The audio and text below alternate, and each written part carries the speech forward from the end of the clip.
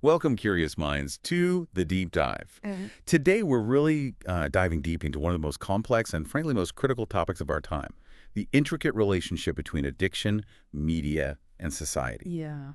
To maybe set the stage a bit, just consider this stark reality.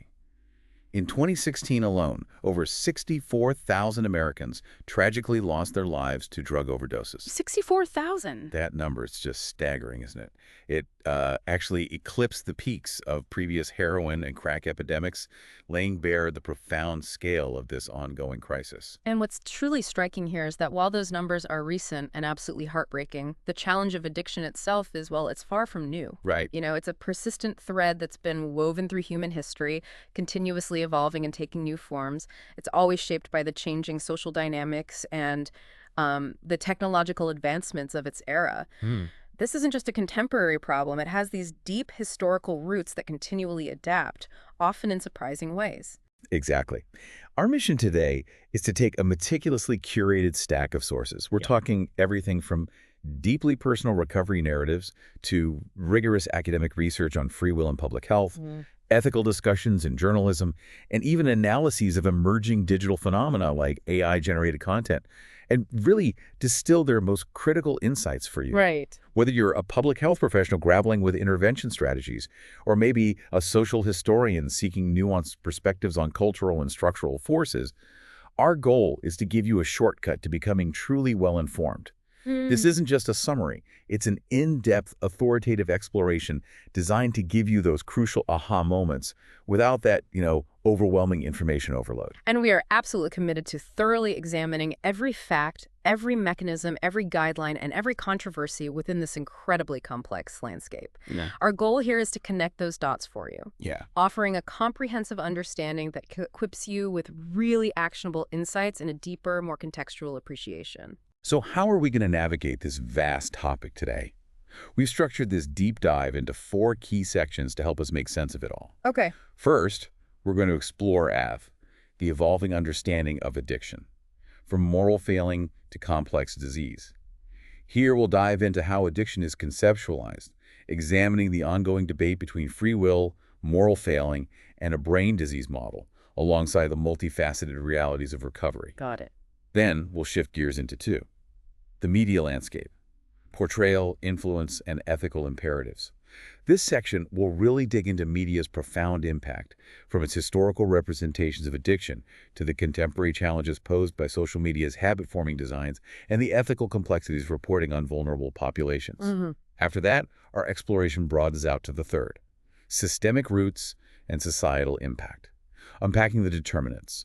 We'll look at the foundational societal and structural factors that contribute to addiction, including socioeconomic disparities and intergenerational trauma. Crucial stuff. And finally, we'll synthesize all these insights in IV towards integrated solutions and future considerations, focusing on the crucial need for holistic and community-based approaches to foster more effective prevention, treatment, and recovery support.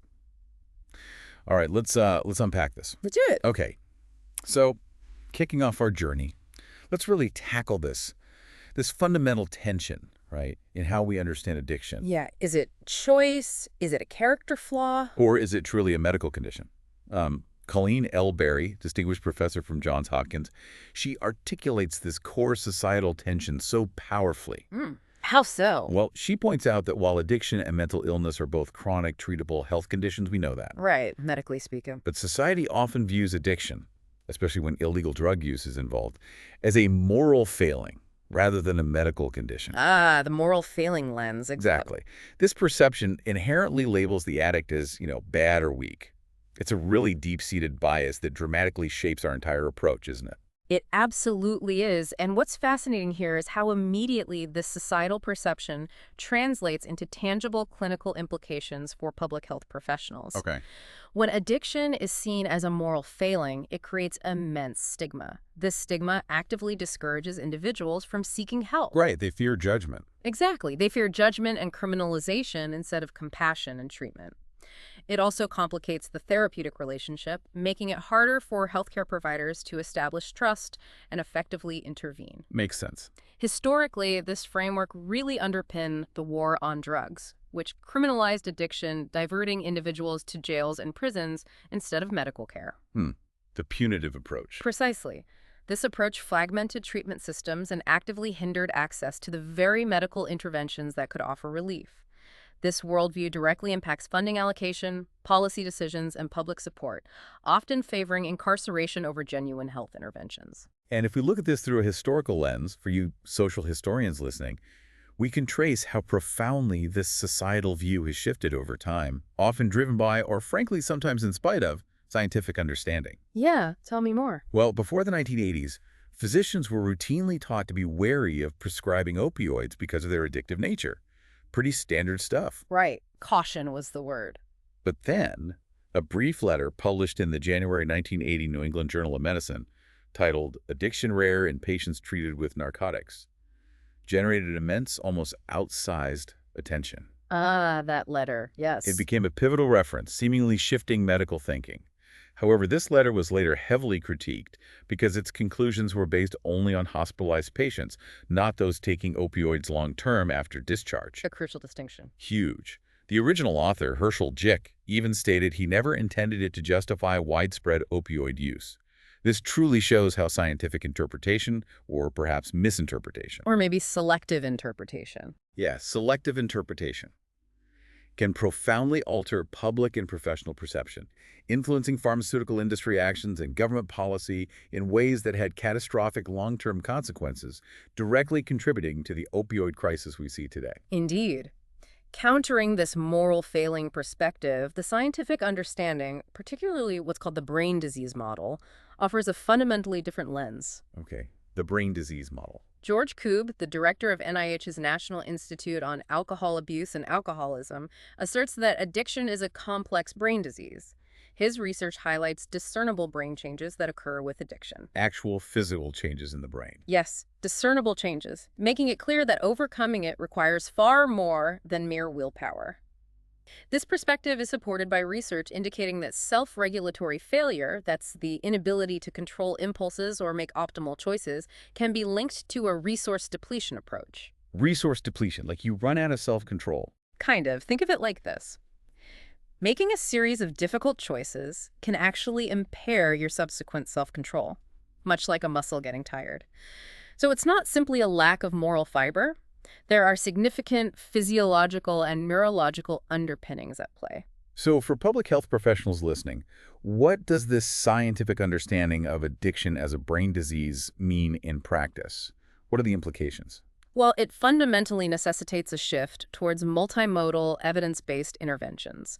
This means treatments that specifically target these brain mechanisms, not just behavioral choices. So beyond just therapy. Beyond just therapy, yes. It emphasizes the critical importance of pharmacological treatments like medications alongside integrated mental health care and sustained long-term support. In this model, relapse is viewed not as a personal failure or a sign of weakness. Which is so often how it's seen. Exactly. But instead as an expected part of a chronic disease process, much like how we view relapses in conditions such as asthma or diabetes. That comparison is powerful. It truly is eye-opening when you look at the numbers. Relapse rates for addiction, which range from 40% to 60%, are remarkably comparable to those for asthma, which is 50-70%, and adult-onset diabetes at 30-50%. Oh, okay. This reframes treatment as a dynamic process of adjustment and ongoing management rather than a single make-or-break attempt. And for social historians, this medical framing, the recognition of these brain changes, raises really important questions, doesn't it?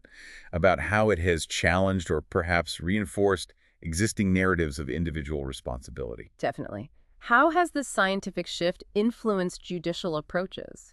Has it truly fueled calls for decriminalization, or have legal systems adapted punitive measures under a different guise? Good question. It also directly impacts the development of public health campaigns, which now increasingly educate on biological predispositions and the disease nature of addiction, rather than solely focusing on moral failings. Which you'd hope reduces stigma. It can be a powerful tool for destigmatization, absolutely, but it also prompts us to examine whether it inadvertently reduces the perceived agency of the individual. It's a tricky balance, you know? That's a crucial point, and it leads us perfectly into exploring a subtle middle ground in this complex debate, the nuance of choice and responsibility. Ah, yes, the responsibility without blame idea. Exactly. This clinical stance offers a way forward, Acknowledging that choice does indeed play a role in addiction, but recognizing that it exists on a spectrum. It's not an all-or-nothing concept. Right, it's not black and white. Not at all. And individuals, particularly those from disadvantaged backgrounds, often have fewer genuine choices available to them and consequently diminished control. Yet, this reduction in agency doesn't mean its extinction. It's about understanding the real-world constraints that shape an individual's capacity to choose. This nuanced view is absolutely vital for public health professionals because it truly informs patient-centered care. It emphasizes compassion, respect, and deep concern over punitive blame. Why is ditching the blame so important? Because effective blame, that's blame that carries an emotional, judgmental weight, can actually rupture the therapeutic relationship. It makes patients feel rejected, worthless, and ashamed. Undermining their motivation. Totally. It erodes their sense of hope for the future and their motivation to overcome difficulties. The clinic, in this sense, offers a corrective. It demonstrates a clear and established practice of attributing responsibility for problematic behavior and holding individuals to account, but crucially, without that effective blame. So accountability without the shaming. Precisely. Instead, it maintains positive regard. Practically, this involves addressing underlying feelings and difficulties, teaching alternative coping mechanisms, and significantly expanding the available options for patients, empowering them to make healthier choices within their given circumstances. And for social historians, this perspective provides a powerful lens to examine how societal structures, both historically and contemporarily, either limit or expand individuals' choices. Right, linking the personal to the structural. Exactly. It links personal struggles directly to broader social determinants. It encourages a historical analysis of policies that have either narrowed pathways for agency, such as criminalization and a lack of resources, or widened them through harm reduction strategies and accessible treatment options. Understanding this interplay between individual agency and structural constraints is absolutely essential for a complete, truthful historical narrative of addiction. Moving beyond the theoretical, then, let's turn to the deeply personal. The realities of recovery. The source material reveals a spectrum of recovery journeys, far broader than any single model. Yeah, it's not just one path. Not at all. It ranges from traditional 12-step programs to entirely self-guided change, emphasizing personal responsibility and alternative therapies. Let's hear some examples. Katie's journey, for instance, beautifully illustrates finding solace and strength within the Alcoholics Anonymous, or AA, community. Her story underscores a critical truth. Relapse is often part of the process, not a failure. What really stands out in her narrative is the powerful path to healing she found through helping others, specifically by sponsoring individuals and going line by line through the book with a sponsee. Ah, the service aspect of AA. Right. It's about giving back and finding purpose in shared experience. Then there's Dana, whose experience highlights the decidedly nonlinear nature of recovery. Nonlinear, yeah, that tracks. She emphasizes the need for self-care, a strong mental health focus, and coping strategies like transcendental meditation, pointing to a much more personalized and holistic approach. Patrick's ordeal offers another powerful example. After a decade of alcohol addiction, losing absolutely everything, he hit what he described as a spiritual bottom. Rock bottom. Essentially. It was only when he sought help from his sober father that he found freedom, specifically through a big book study within AA. His story highlights the crucial role of family support and structured programs when an individual is truly ready to engage. And Kim's story sounds particularly compelling. Oh, Kim's resilience is truly inspiring. She grew up with drug-addicted parents, took guardianship of her younger siblings, and then struggled with her own fentanyl addiction, even experiencing homelessness in Ventura County, California. Wow, that's a lot. A tremendous amount. Yet today she is clean and pursuing a career in AI. Her story is a powerful testament to personal responsibility and recovery, driven by an unwavering desire to show them somebody they could be proud of and a refusal to accept failure. That drive is incredible. And she explicitly states, quote, "If someone believes in you and tells you you could do it enough times you could do it, you start believing you're right. I can do it. I am more than this." It's a testament to the profound power of belief, both from others and eventually within oneself. And what's really fascinating here is the diverse feedback we see on traditional 12-step programs themselves.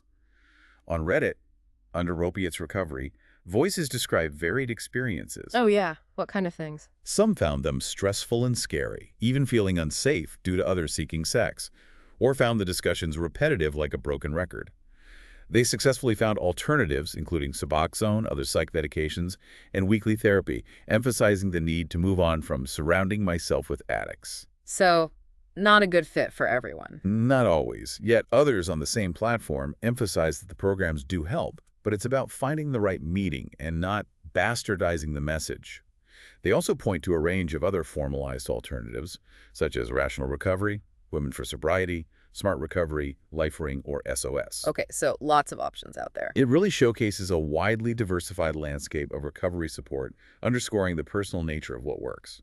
For public health professionals listening, this array of lived experiences unequivocally demands a patient-centered, individualized approach to treatment, moving far beyond any one-size-fits-all model. Right, tailor the approach. Exactly. Public health systems must be equipped to offer and integrate various modalities: pharmacological interventions, psychological therapies like cognitive behavioral therapy or individual therapy, peer support, and alternative therapies, all while acknowledging the profound role of personal agency within these diverse recovery pathways. And that safety issue. Yes. Furthermore, the discussion around safety within 12-step groups raises critical questions about program vetting, oversight, and participant protection, ensuring that recovery environments are genuinely safe and conducive to healing.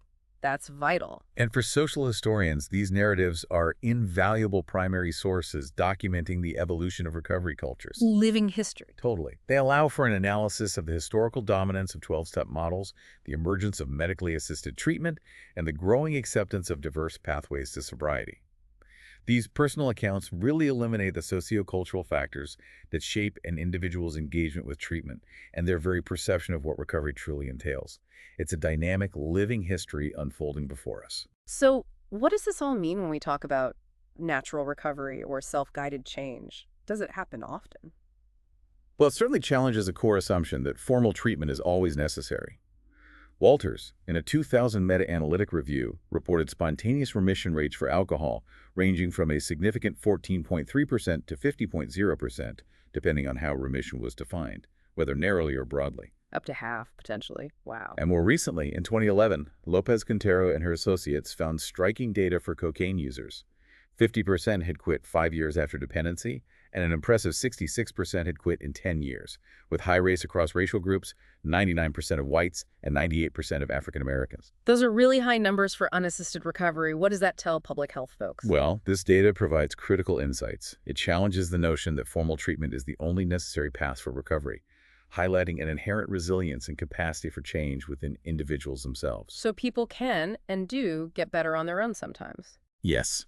This understanding should prompt public health systems to move beyond solely institution-based interventions and instead understand the underlying mechanisms of self-guided change.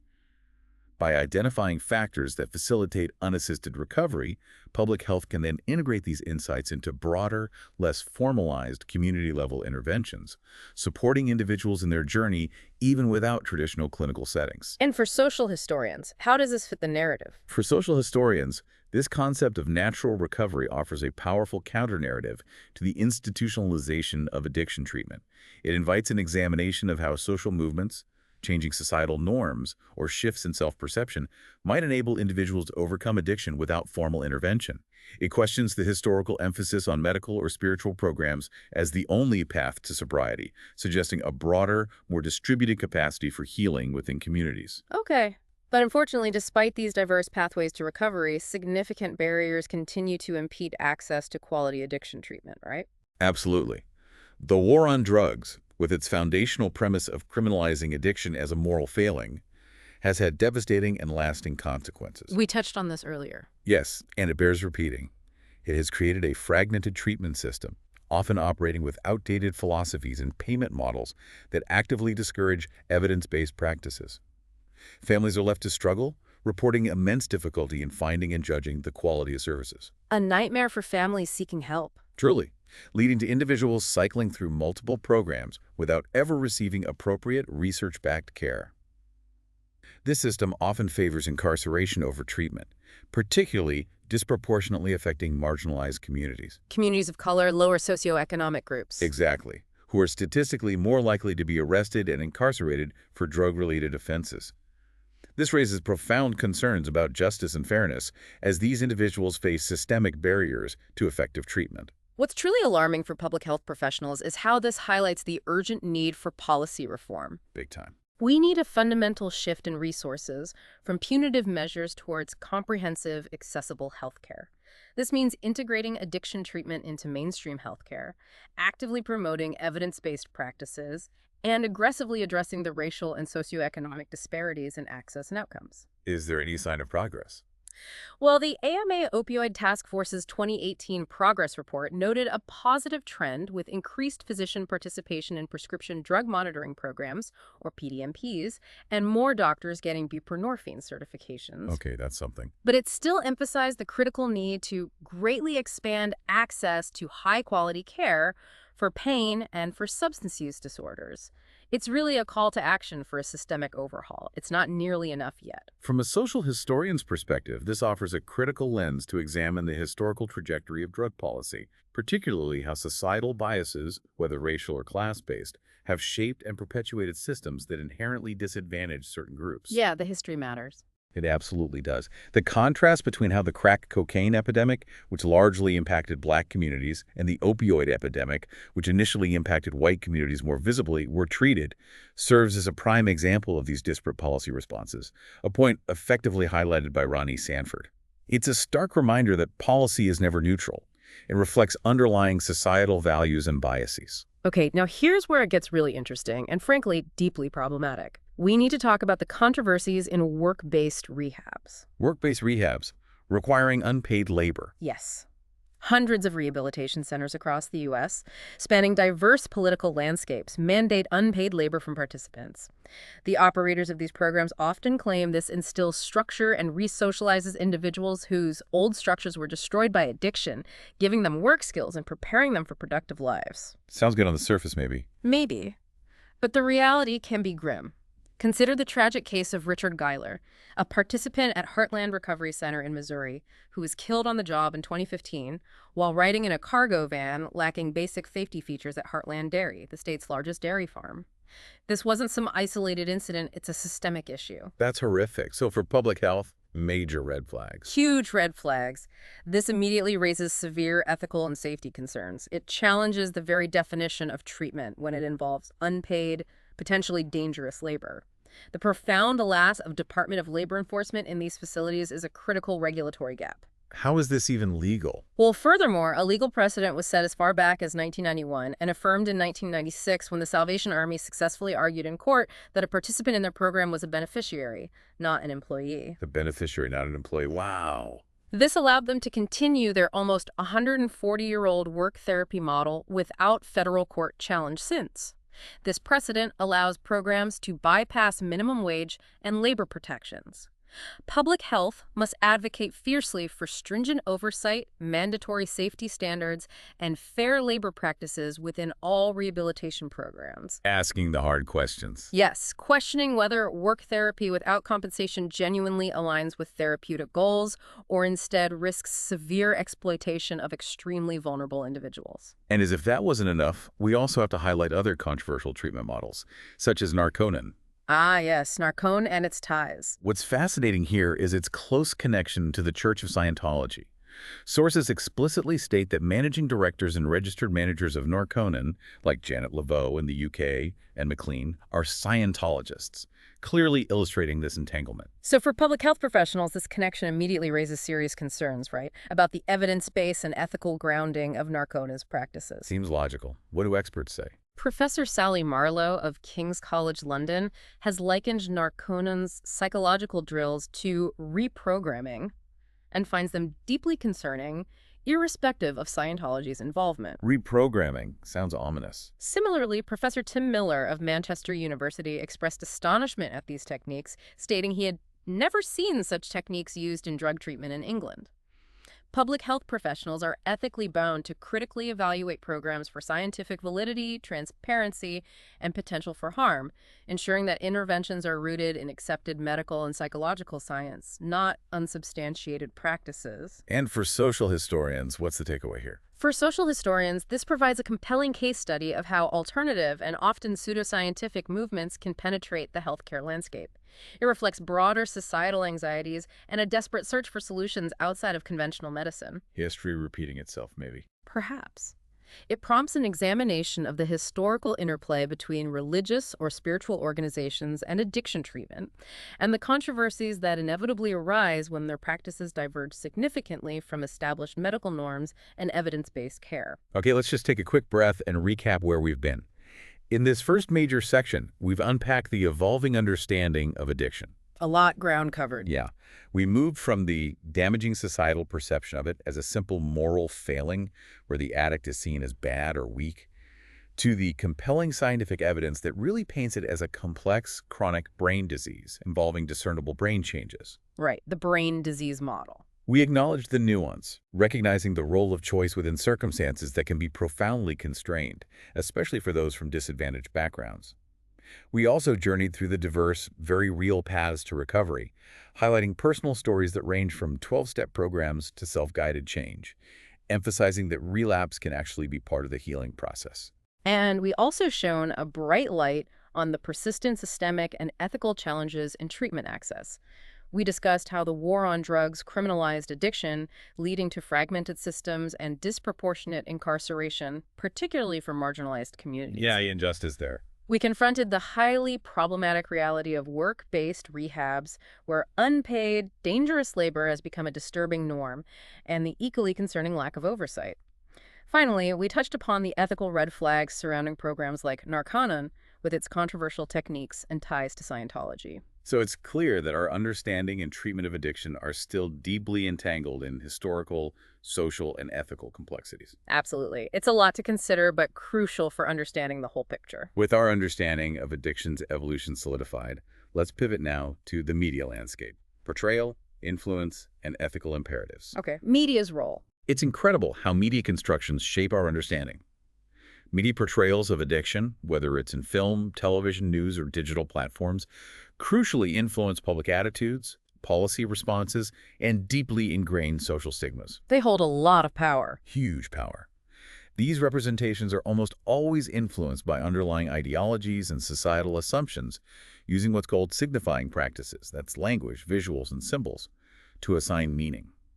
Often, media fails to capture the full complexity of an addict's experience. Oversimplification is common. Very common, sometimes portraying them as lost causes who have simply chosen their path, rather than acknowledging the nuances of mental health, deep-seated trauma, and pervasive societal pressures. This is a critical point for public health professionals. It underscores the immense importance of media literacy and the need for truly responsible communication campaigns. So, fighting stereotypes. Exactly. Public health efforts aimed at destigmatizing addiction must actively challenge these harmful stereotypes and instead promote narratives that foster empathy and a more nuanced understanding.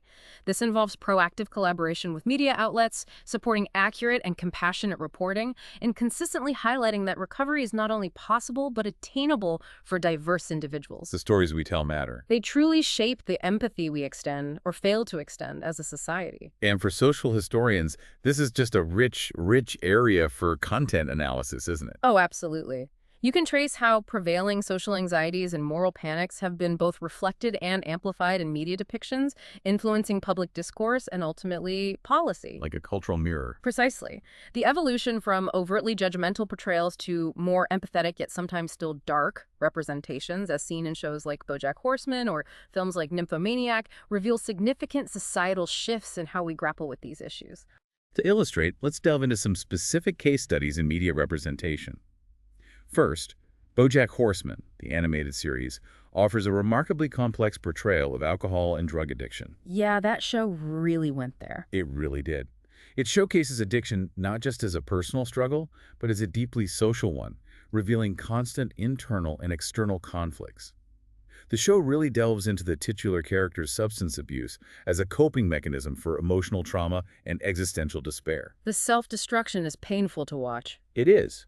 It uses narrative elements, such as BoJack's before-rehab friend sentiment, meaning he'd rather enable someone than confront their issues, and Sarah Lynn's relapse enablement by him, to show the nonlinear, often self-destructive journey.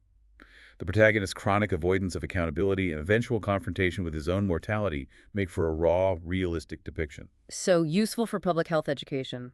Definitely. For public health, it serves as a powerful educational tool, illustrating the complexities of substance dependency, co-occurring mental health issues, and the societal factors that either contribute to or hinder recovery. For social historians, it functions as a contemporary cultural artifact, reflecting evolving societal understandings of mental health, trauma, and individual responsibility within an entertainment format. Okay, and then there's Nymphomaniac, much darker territory. Yes, Lars von Trier's film Nymphomaniac Volume 1 explores sex addiction in a stark, almost dehumanizing manner. The film actively strips away sensuality, presenting sex as a mechanical, alienating act, devoid of passion, which visually communicates Joe's emotional void. It focuses on the compulsion, not pleasure. Exactly. It uses specific visual motifs, like the fishing motif, to symbolize Joe's insatiable need to conquer and move on, highlighting the sheer futility of her addiction, driven purely by compulsion rather than desire or emotional fulfillment. The camera often focuses on repetitive mechanical acts, emphasizing the emotional emptiness rather than any pleasure. Challenging stuff. Very challenging.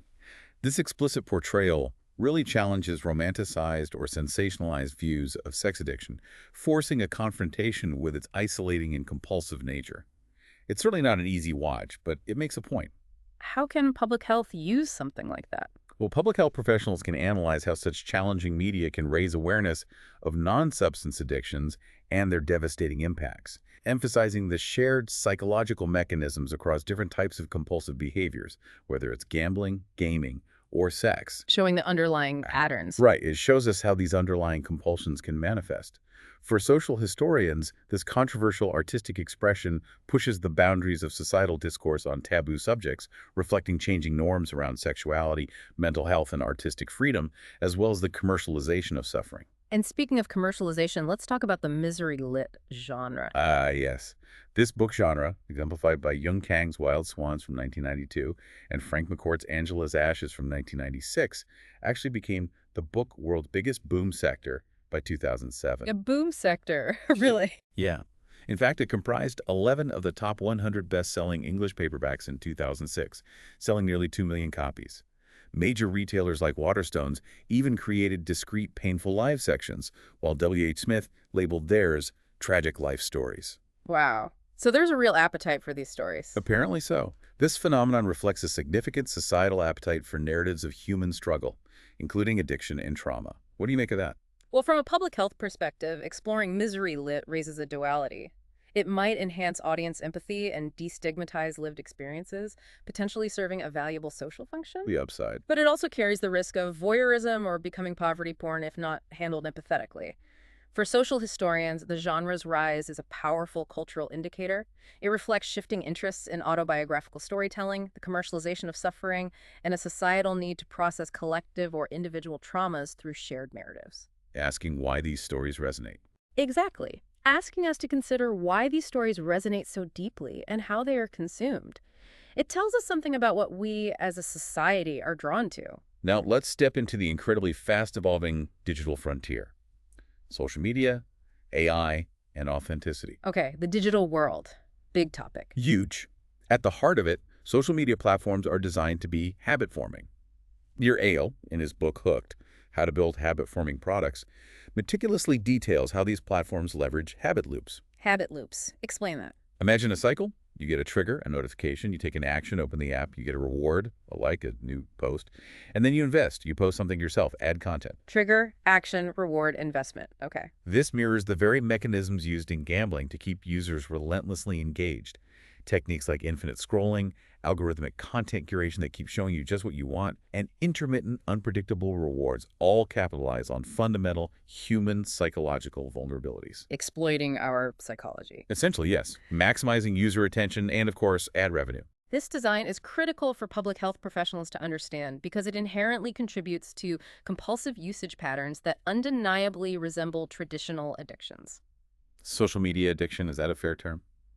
Well, while media often portrays social media addiction with alarmist headlines, focusing on extreme cases like Chimena, a 19-year-old struggling with up to 20 hours a day on social media. 20 hours. Yes.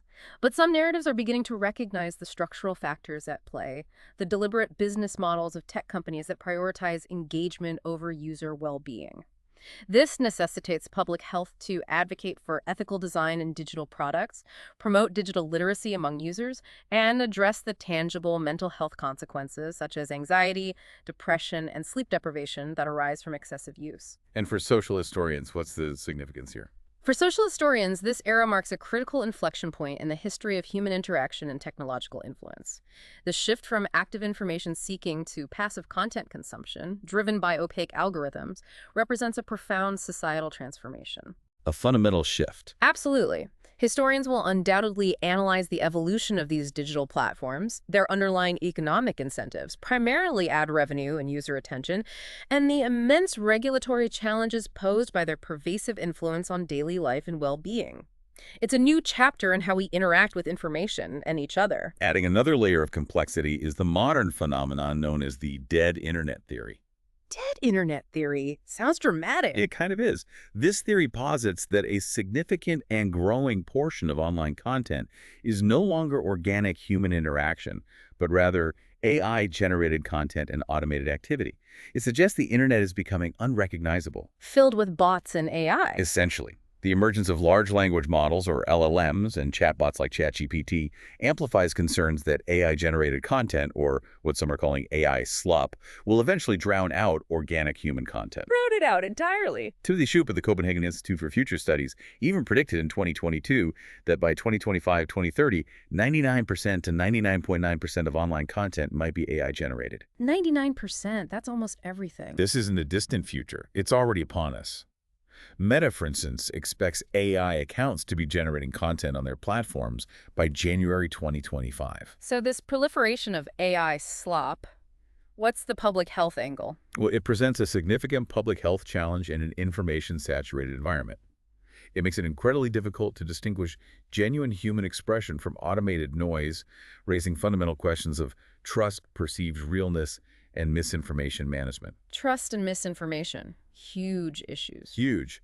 In an age where authentic communication and reliable information are crucial for mental health, social cohesion, and combating conspiracy theories like Donald Trump's debunked vaccine autism link, the potential dominance of AI-generated content could lead to unprecedented social isolation and reduce meaningful human connection online. Losing the human touch online. We actually saw a glimpse of this during the pandemic when people turned to gaming to fill social voids, mirroring withdrawal behaviors from disrupted routines.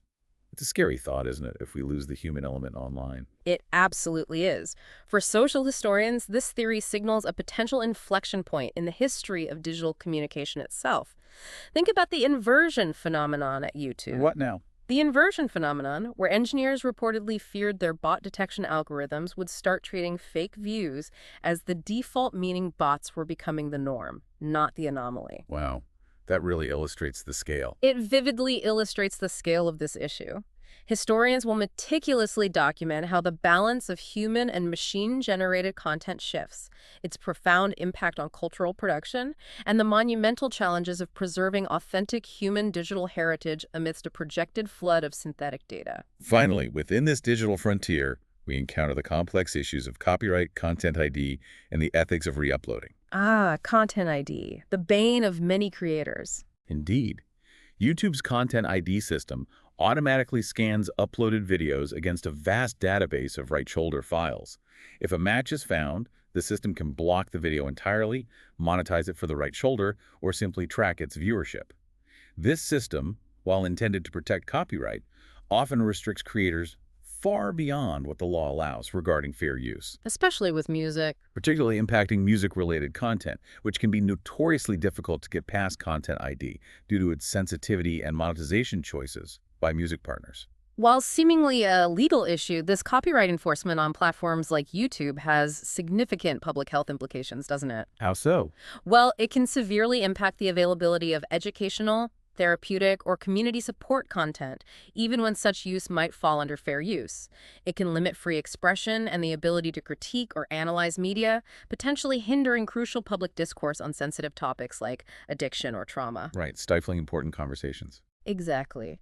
Beyond automated systems, the debate over ethically re-uploading content removed by creators, such as Marzia's deleted videos, Dave Dobrik's scandal-related removals, or Heather Armstrong's daughter Lita pushing back on no harm, claims from her mother's blogging presence profound ethical dilemmas. Accountability versus privacy. It's a tension between creators' wishes, accountability, potential exploitation, and preservation for public good or historical record. This is especially fraught when discussing Black trauma porn, as defined by The Guardian for excessive depiction of lacerating and torturing the psyche of his audience without depth. Or poverty porn. Or poverty porn, exemplified by critiques of Mark Lada's soft white underbelly interviews with vulnerable individuals like Azria, sparking allegations of exploitation. Ethical obligations when working with vulnerable sources, as emphasized by Kelly McBride and Joe Shapiro, become absolutely paramount. Okay, that was a lot to absorb, but it's critical. Let's do a quick recap of our dive into media's impact. Good idea. We started by exploring how media both reflects and shapes societal views on addiction, moving from traditional, often stigmatizing portrayals to the increasingly complex ethical and technical challenges posed by our digital age. Right. We looked at BoJack Horseman for its nuanced take on addiction and accountability. Nymphomaniac for its stark, non-sensual portrayal of sex addiction. And the rise of Misery Lit as a reflection of society's appetite for human struggle. And we then navigated the digital frontier, uncovering how social media's very design creates habit loops that can lead to compulsive use. We wrestled with the dead internet theory and the unsettling prospect of an internet dominated by AI slop, raising critical questions about trust, authenticity, and human connection. Finally, we delved into the powerful hand of Content ID and the ethical minefield of re-uploading content, particularly when it touches on vulnerable individuals or potentially exploitative narratives like Black trauma porn and poverty porn. It's truly a complex web, a digital minefield sometimes. Definitely. Now, to help you look back and cement some of these concepts, here are some key terms and ideas we've covered. Disease model, stigma, relapse rates, 12-step programs, unpaid rehab labor, Narconon, media stereotypes, BoJack Horseman, Nymphomaniac, Misery Lit, habit loops, dead internet theory, AI slop, Content ID, Black trauma porn, poverty porn. Take a moment to reflect on how these interwoven concepts define our current understanding. Good list. Lots to think about there. Now let's broaden our lens significantly and delve into systemic roots and societal impact, unpacking the determinants. We're starting with socioeconomic disparities and the web of disadvantage. Okay, the bigger picture stuff. Exactly. Angus Deaton, co-author of the influential 2015 Deaths of Despair theory, identified the fundamental root causes of opioid deaths as poverty, income inequality, and unemployment. Deaths of despair, a powerful term. It really is. This isn't just theory. It vividly illustrates a direct, undeniable link between broad economic conditions and devastating public health outcomes related to addiction. It's about how the very structure of our economy can contribute to health crises. For public health professionals, this theory absolutely mandates an approach that extends far beyond individual-level interventions. It requires actively addressing the structural determinants of health. So tackling poverty is tackling addiction, in a way. In a very real way, yes. Policies specifically aimed at reducing poverty, increasing employment opportunities, and mitigating income inequality are not just economic goals.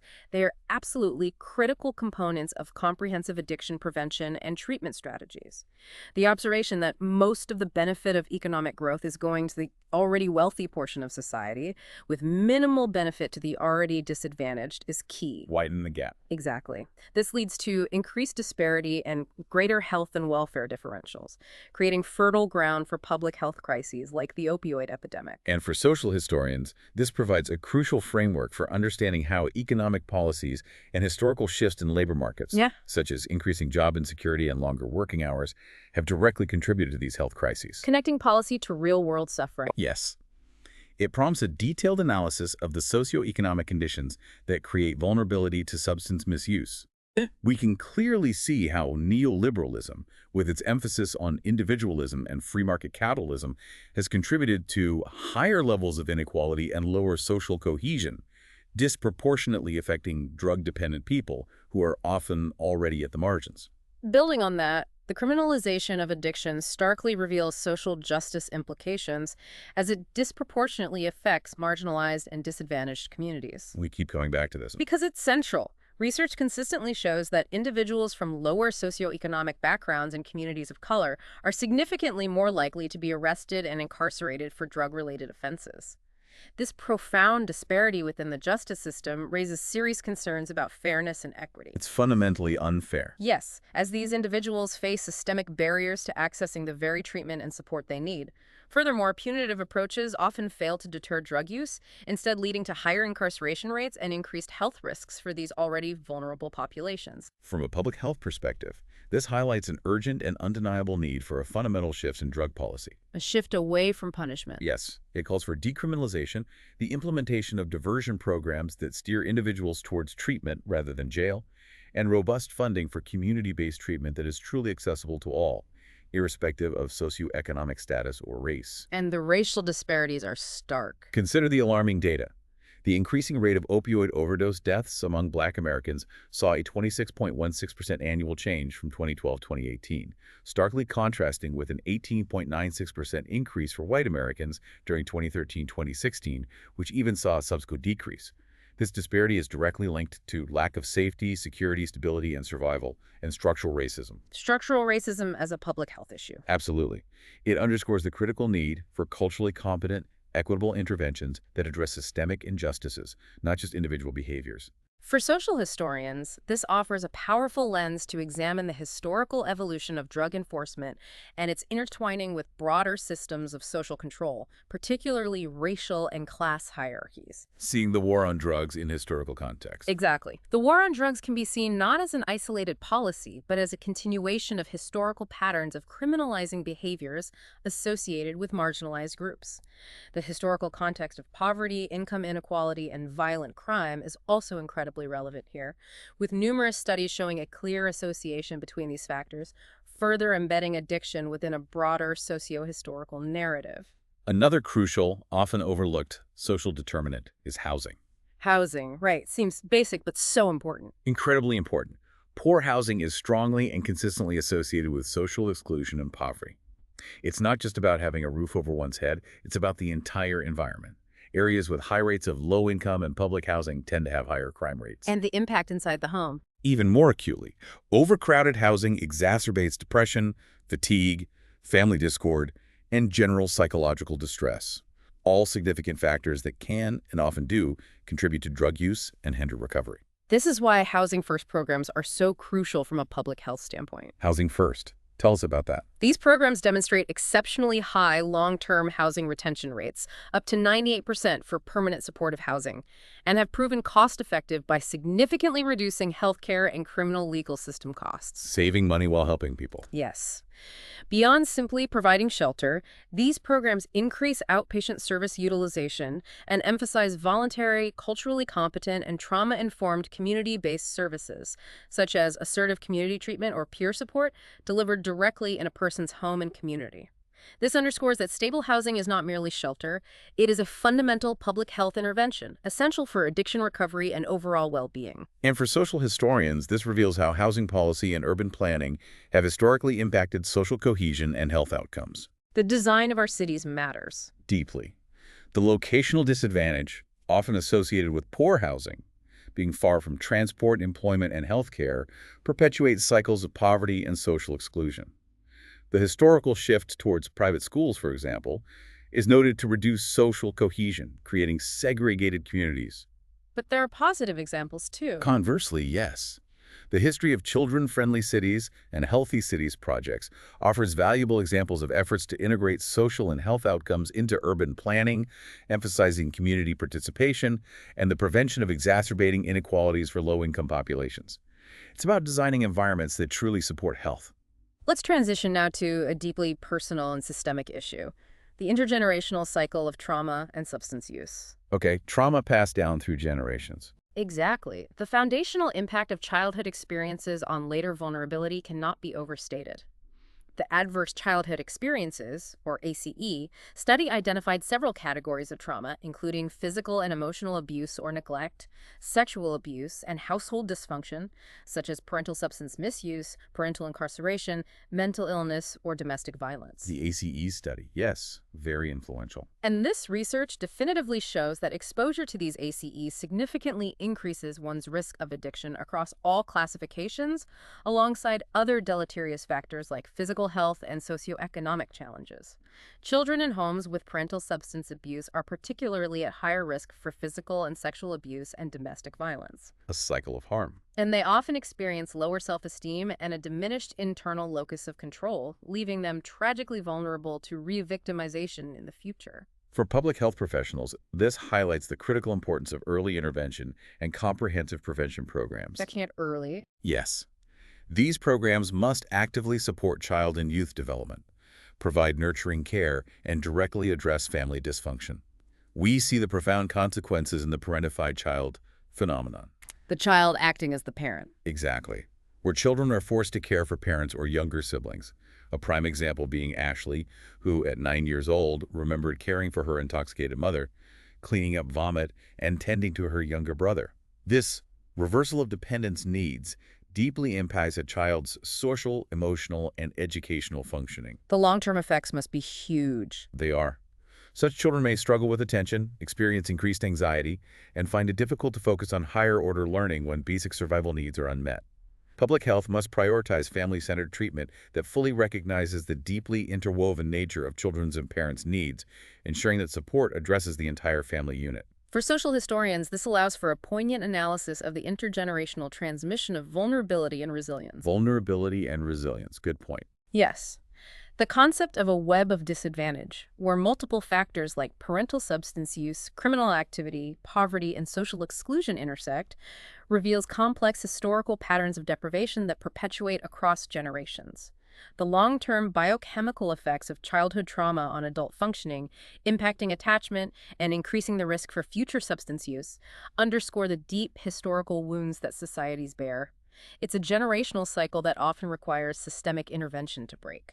And as a direct consequence of these early experiences, we often see profound social isolation and interpersonal difficulties. The social fallout. Right. Children and parents with substance use disorders are at a heightened risk for early stress and social isolation.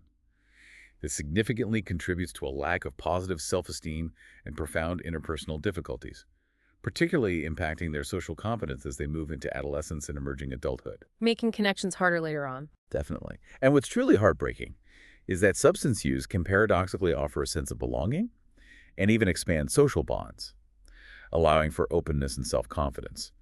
Sarai, for instance, recounted how her addiction allowed her to get to know a lot of people, giving her a lot of friends. A false sense of belonging, though. Ultimately, yes. It feeds a very lonesome, something that's getting dangerous cycle, as she herself described. This deep-seated human need for connection, often in the absence of stable, healthy bonds, can powerfully drive and perpetuate substance use. Therefore, for public health professionals, addressing social isolation through community building, peer support services, and relational therapies is absolutely crucial for recovery. Building those healthy connections. Exactly. While peer recovery support services have indeed shown positive impacts, including reduced substance use and decreased criminal justice involvement, the challenge lies in ensuring that this support is individually adjusted within existing constraints and contexts. It means creating environments where individuals feel truly safe and supported. Recognizing the complexities. Yes, recognizing that conflicted family relationships, such as hitting parents or facing financial pressure, can severely impede early recovery and lead to overwhelming feelings of shame and guilt. It's about building bridges, not just offering a handout. For social historians, this reveals the enduring social impacts of family dysfunction across multiple generations. The long shadow of the past. Indeed. The historical decline in social cohesion, influenced by values like individualism and secularism that prioritize self over community, has significantly weakened traditional support structures.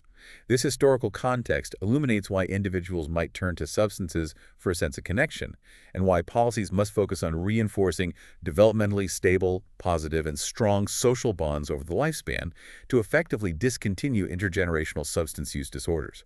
It's a call to rebuild community. But despite these profound challenges, there's a crucial hopeful note.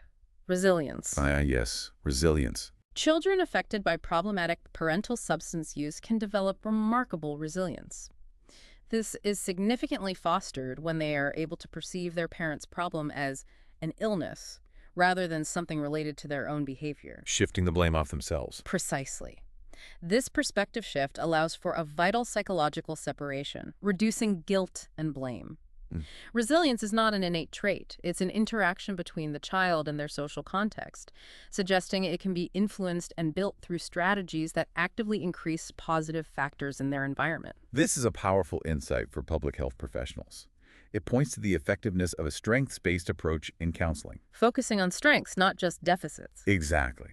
Which focuses on empowering patients and instilling genuine hope that recovery from trauma symptoms is indeed possible. Psychoeducation, for example, can be transformative. Reframing trauma symptoms not as personal failings, but as biological and cognitive attempts at self-protection can shift perception from feeling hurt to recognizing and attempting protection, thereby increasing hope and motivation for recovery. Changing the narrative around trauma. Yes, practitioners must move beyond solely addressing parental problems to enabling the child and the family to develop protective factors and thus enhance resilience.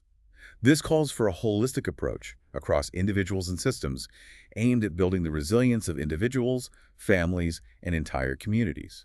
For social historians, this highlights the incredible human capacity for adaptation and growth, even amidst historical adversity.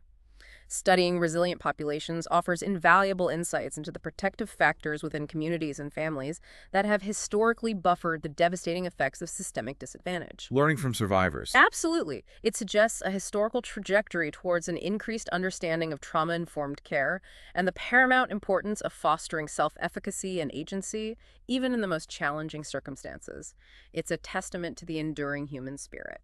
So to quickly bring us back, in this section we've swiftly summarized the profound influence of socioeconomic factors and intergenerational trauma on addiction. The systemic roots. It's clear how these systemic issues weave together to create what we called a web of disadvantage, trapping individuals and families in cycles that are incredibly difficult to escape. And we reiterated the critical role of comprehensive family support, early intervention programs, and actively addressing social isolation to not only break these cycles, but also to foster powerful, enduring resilience within individuals and communities. It's not just individual battles. No, they're societal challenges demanding systemic solutions. All of this brings us to our final section, 4.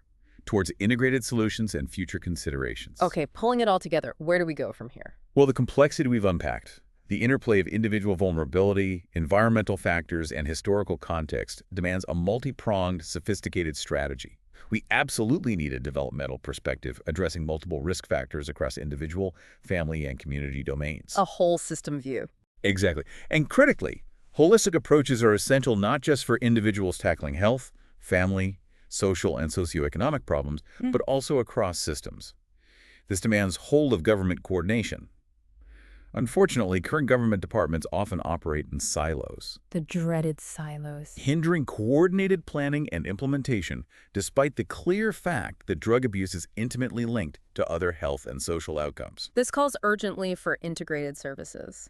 Public health must champion initiatives like full-service schools, community drug action teams, and drug diversion programs that include robust case management and comprehensive treatment. Connecting the dots in practice. Yes, we need to advocate for a fundamental shift in governmental focus from solely economic growth to population development, which means investing significantly in child and youth development and ensuring universal, high-quality access to education, recreation, and social supports. Investing in people, not just the economy. Precisely. The importance of valuing strong communities as a primary preventive mechanism cannot be overstated. We must critically examine how current systems, such as the trend towards private schooling, might inadvertently reduce social cohesion and exacerbate inequalities. For social historians, this offers a powerful critique of fragmented governance and historical policy failures. Analyzing past efforts at whole-of-government, approaches like Australia's National Drug Strategy reveals invaluable learning curves and persistent challenges in implementation. Learning from past attempts. Definitely. It allows for a deeper study of how entrenched societal values, particularly an overemphasis on individual responsibility, may have eroded the very social structures needed to support those in need, creating an erosion of social structures that contributes to blame and actively hinders effective collective action. It's a historical battle against institutional inertia. And finally, to truly move forward, we must stress the importance of data and accountability through monitoring well-being and rigorous policy evaluation. Measuring what matters. Exactly. While economic indicators are regularly collected and reported, they are, frankly, poor predictors of overall well-being. True well-being is influenced by a much broader spectrum of factors, including social connectedness, levels of depression, and anxiety. Therefore, periodic, systematic assessment of well-being is absolutely essential to inform effective policy decisions and track genuine changes in societal health. It's complex to evaluate policy, though, right? Inherently complex, far more so than evaluating a single intervention, but it is unequivocally essential for good decision-making. We must move beyond limited experimental methods towards evaluation through monitoring and research, understanding the complex causal links between structural reforms and health indicators, even accounting for unintentional impacts and myriad confounding variables. For public health professionals, this means championing robust data collection on mental health and well-being, not just economic metrics. Broader indicators of health. Yes, this involves supporting international initiatives like Eurobarometer and the World Values Survey, as well as developing comprehensive national reports on child and youth well-being. It requires sophisticated evaluative frameworks that can genuinely assess the causal links between structural reforms and broad health indicators, recognizing the complex, interconnected nature of these challenges and the unintended impacts they may have. And for social historians, this highlights the historical evolution of social indicators themselves and the growing recognition that wealth does not equal well-being. A crucial historical shift. Absolutely. Historians can explore how societies have defined and measured progress over time, and how shifts in these measurements reflect changing values and priorities.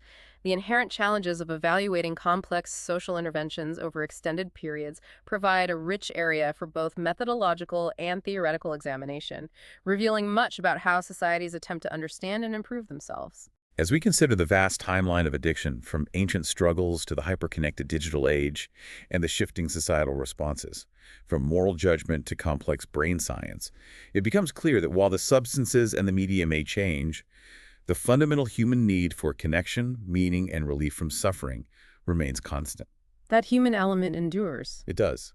Perhaps the ultimate deep dive isn't into the mechanisms of addiction or media, but into how our societies can authentically nurture human well-being and belonging, making addiction not a personal failing, but a societal anomaly that we collectively address. How will you contribute to building a society where digital innovation enhances rather than exploits human connection, and where support, not stigma, defines our approach to vulnerability? We encourage you to reflect on the complexities discussed today and to consider how your own professional practices, whether in public health or social history, and your personal inquiries can contribute to a more informed and compassionate understanding of addiction, media, and society. Thank you for joining us on this deep dive.